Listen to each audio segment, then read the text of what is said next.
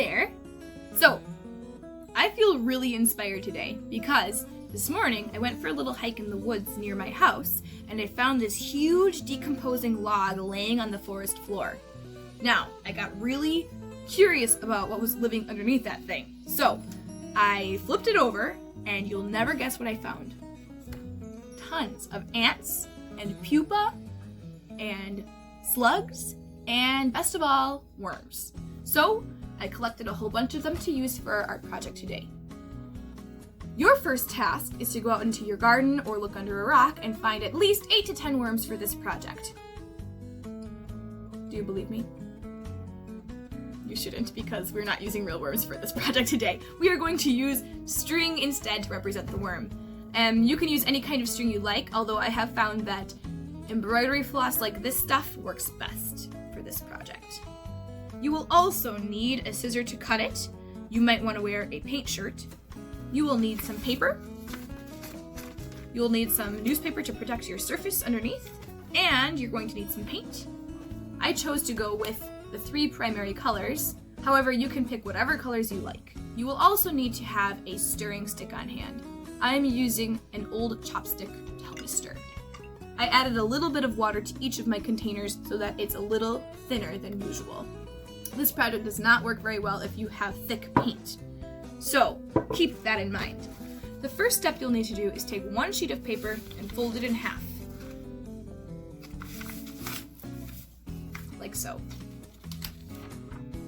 Next, you will take a string and dunk it into a color.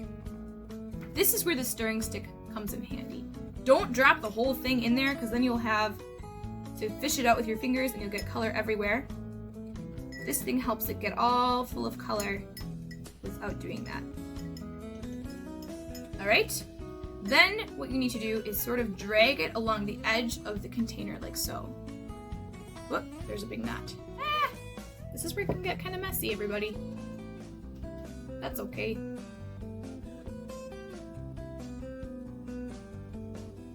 Alright, it's covered in paint. Next, you will just set it down on your paper, but make sure you keep your fingers pinching on this one end. You can squiggle it around in any design you'd like. Keep one end out of the paper. Then, you will fold the paper over, press down firmly. You can even put a big heavy book on top if you want to, or you can have a parent help you push down. It's up to you. Then you will take the end that you left hanging out and kind of wiggle it out just like a real worm. You might even hear it making a noise.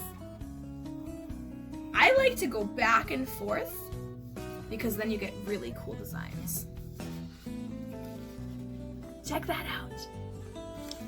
Now, let me try a different color. This is where the fun really starts.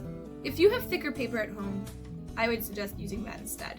Computer paper doesn't hold up very well, but it'll do if that's the only thing you have. Oh, there we go. I'm going to drop this one down in any which way. There it is. I'll hold it and then wiggle it out. Let's see what happened. Are you ready? Whoa! Cool, huh? Alright, our last color. I think I probably should have added a little bit more red paint to that mix because it didn't turn out very bright, but maybe next time I'll add some more. Here comes the blue.